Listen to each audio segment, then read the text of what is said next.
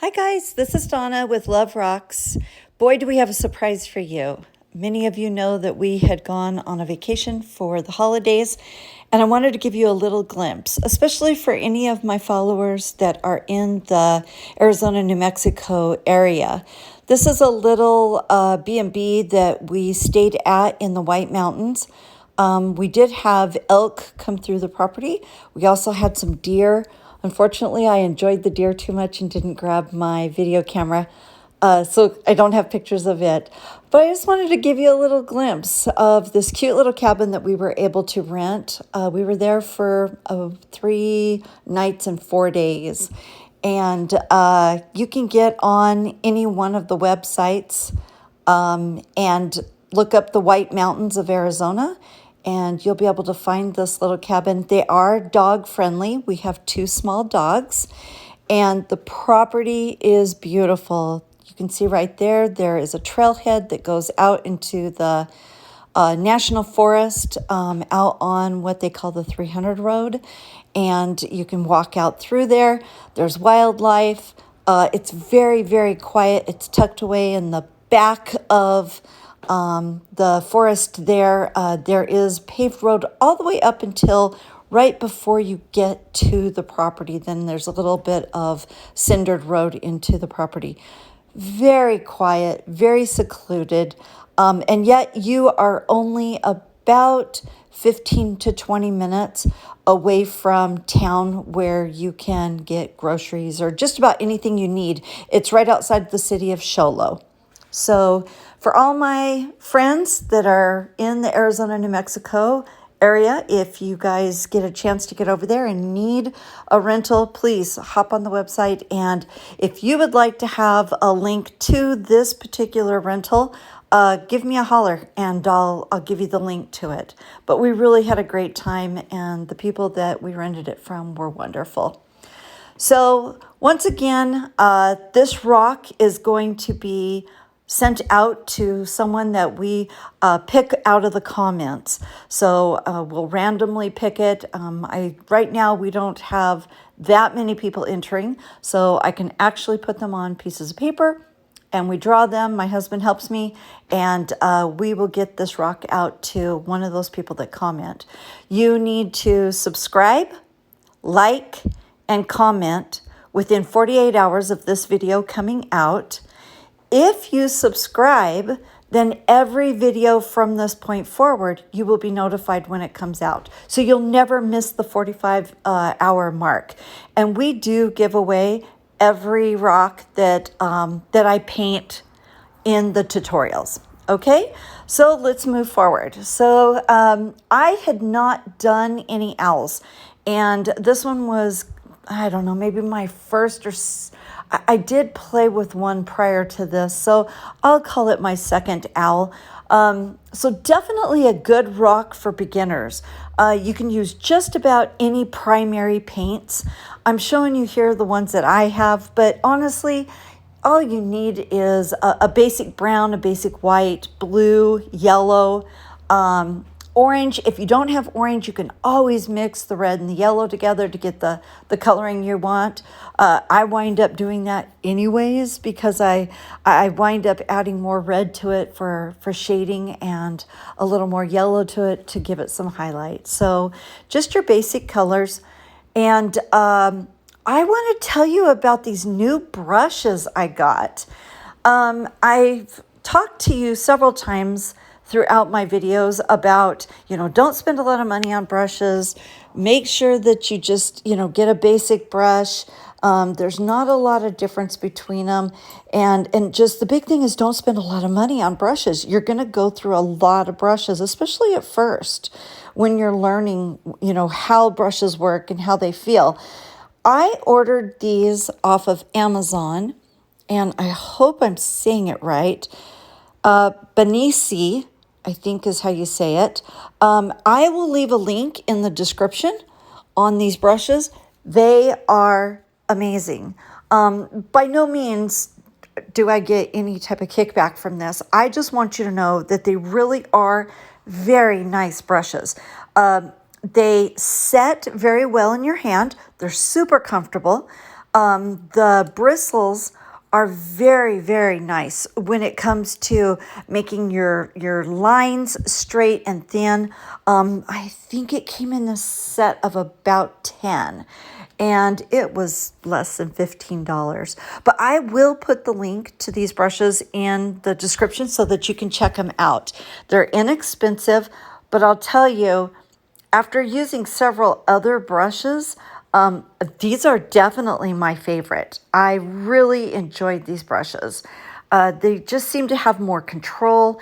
They seem to have, my hand fits it better. I don't know how else to explain that. And so because of that, it seems like the paint goes on a little bit better. So definitely, I give that a 5-star because, the brushes I've been using haven't been bad. It's just that these, when I started using them, immediately I felt the difference. So I will put that in the link. So this little owl, I am going to start doing a few more owls because I would like to get a little more detail in my owls. But for a beginner owl, this is a great project. Basic colors, basic shapes, and without sounding redundant here, basic shading. There's shading around the eyeballs, the edge of the eyeballs to give it some curvature. There's shading within the wing feathers so that it gives it some depth to your wings. There's a little bit of shading where the wing comes over the chest so that you've got some shadowing where the wing's over the chest. And then a little bit of shading on the beak as well as some highlights. This shows, the curvature, it gives it a little more characteristic to that beak. So this is a really good one for a beginner because this is a place where there's not so much detail that you get bogged down, but there's enough detail that you can really practice. You can practice on doing that shading until you really get the feel of how you want it to come out around the edges. The other thing is it gives you an idea of what you're looking at for the light. So as you start painting more, you're going to start picturing where that light is coming in and what it's hitting first. So on this beak, we've got the light coming, if you're facing it, it would be coming from the left-hand side and up above the beak. And that's where everything that could be shiny, if he had other things like toes that we could have made shiny. I tried to make the tops of the limb lighter. Anything that you think that light might be hitting from that direction is where you're going to want a light color. Then anything below that is where you're going to want your darker color. So if you can just kind of picture that in your mind, where the light's coming from, what it's going to hit first, that's where your lighter colors are going to go. And then what it's going to hit last, that's where your darker color is going to go. And as you're practicing that, it'll start to come second nature. It'll just begin to make sense, and you'll start doing it without even really thinking about it. I do a lot of gnomes, and when I do my gnomes, I tend to make my light always come from the same direction. I will tell you it's habit more than anything. And by doing that, I always know where my darks are, where my lights are, where I'm going to make my my light coming from. And for some reason, it's habit. And that's the way I make my light come in. My other characters, a lot of times, I don't know why, I will have the light come from a different direction. So anyways, just start practicing that. And again, enjoy this one. It's very simple. The lines are very simple. You can do a lot with it. If you don't like the blue, you can change the colors up. I think I'm going to do kind of a vibrant, almost a rainbow colored one here at the house just to do some practicing. I want to be able to do a little more detail in an owl. So I'm going to play with it a little bit. The big-eyed birds right now are very popular. I've got several chickens that I've done like this. I have done, well, not just birds, but characters, I guess you could call it. I've done some turtles. I've done some other ones with the large googly eyes, and they're great when you don't want to think about something. So if you are in the beginning of this with painting, if this is the beginning of you learning to paint, stay with simple projects. It'll give you confidence. It will give you a relaxation that you're not always trying to perfect something that's above what your skill level is. Then, once a week, once every 2 weeks, pull something out that's really going to stretch your capabilities and work on that. But for me, I cannot be constantly working on things that are above my capabilities.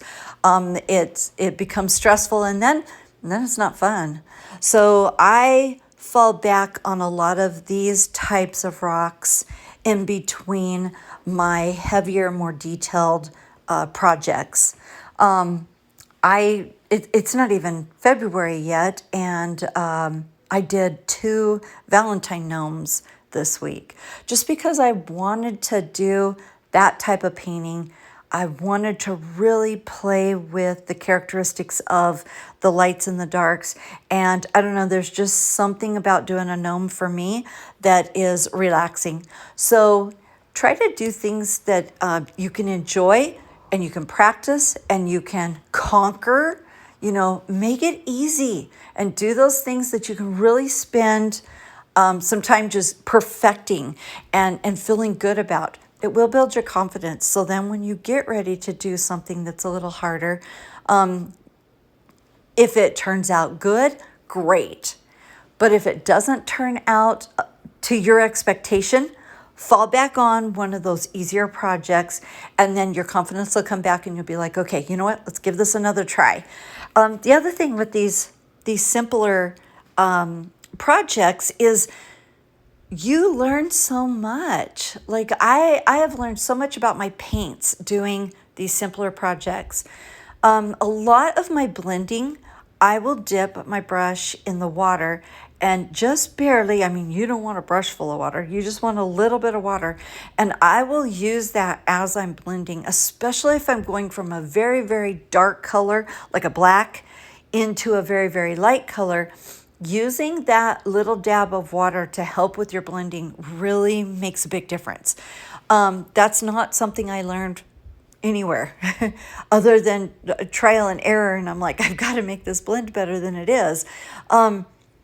And then thicknesses and the thinness of your paint, all of those types of things, you're going to learn on your own.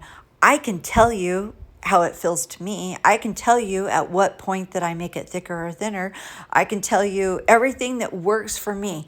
But until you actually get in there and you play with it and you touch it and you're practicing, it's not going to make sense for you because I can tell you right now, what works for me is not going to work for you and vice versa. It's got to be that personal when it comes to doing some of these things. So doing these projects, even if you are more of an intermediate painter, play with these. They're a lot of fun. And I will tell you, this is the moments that I spend perfecting my lines, figuring out my brushes, figuring out my paints, figuring out my shading. I spend time playing with that kind of stuff, but I'm in a very secure place of a very simple project. So anyways, that's my advice to you. I would love to hear from all of you about different things, different techniques that you've used, things that you have found has worked better for you. I think that that's what these channels should do for you, is give you a large pot of options that you can try, because if you try, say you try 30 different techniques. Maybe 5 of them are going to be good for you. So you go to these channels trying to find different techniques that different people use. And then once you apply them to what you're working on, you're going to find the ones that actually work for you. And so that's what I'd like to bring you. My last video, one of the comments I had was, boy, that would have looked really good with resin. I will tell you, as some of you may or may not know, I've done artwork, oh gosh, forever, since I was in high school. I gave it up for several years because I was having kids. I went to college. I had a career. I just didn't have time for art. And then I got back into it. My kids are grown. I now have grandkids. And my life has slowed down a little bit. I'm not in that high-paced job anymore. I've really cut back and slowed down. My life has allowed me to do that, and I'm very, very blessed and very thankful. But one of the things that I wanted to get back to is the resin. I have not felt the need to do anything with resin. And that's because most of my stuff I give away. I don't tend to keep it. And, I've had a couple of people now, but this one in particular that said, man, that would have been amazing if you had some resin on it. So know that in the future, I'm probably going to get a resin kit, and I may start playing around with the resin a little bit and just do a few things here and there with it. I will be honest, I'm a little intrigued. I haven't used resin. The only thing that I've ever used has been the clear spray. And so I am a little intrigued. I am a little excited to try it. And once I get that and I start using it, I'll bring some videos out with it, because I'm sure that there are other people out there that, haven't used resin yet, or very new to resin, and we can kind of learn together. If there is somebody out there that is proficient in resin and they want to, give me some feedback as to what you use, and whether you like it or not, and why you like it or not, leave that in the comments. I'd love to hear from you guys if you're using resin on a pretty regular basis. And I don't know, who knows? I may just fall in love with it and want to do everything with it. I don't know. My biggest reason for kind of avoiding it up to this point has been, just the sheer cost of it. And I'm not really doing anything with my rocks. I don't sell them. I give them away. So that's been the biggest thing is, I guess my thought process is, why bother to put that kind of cost into a rock that I'm just going to give away? But there are times I've done some as gifts, and some consignment. And with that being said, there's times that I might want to use it. Well, guys, here we are. We're at the end of this video. I've got another video that should be coming out, I would say within a few days. And I hope you enjoy this. I hope that you take it for what it is, which is a simpler project that you can take and enjoy and relax and do, and learn a little bit. And most importantly, I got into this to give rocks away and to be kind to others. And so I hope that you take the moment to paint a rock and give a rock and just show some love and kindness to somebody else. Our world needs that right now. So until we have another video, I wish you the very merriest of New Year's, and we will see you again here in another few days. Have a good one. Bye-bye.